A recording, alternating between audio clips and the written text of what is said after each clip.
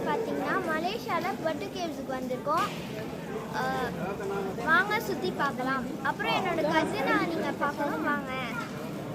இவன் தான் என்னோட கசின், இவன் பேர் ராகவ்.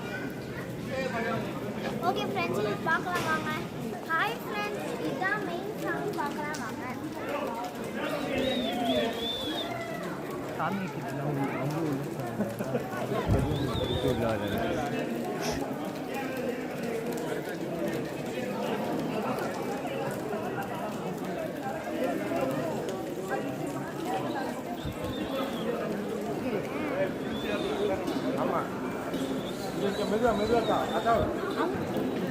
ஃப்ரெண்ட்ஸ் மேலேருந்து தண்ணியாக ஊற்றுது பாருங்க ஃப்ரெண்ட்ஸ்.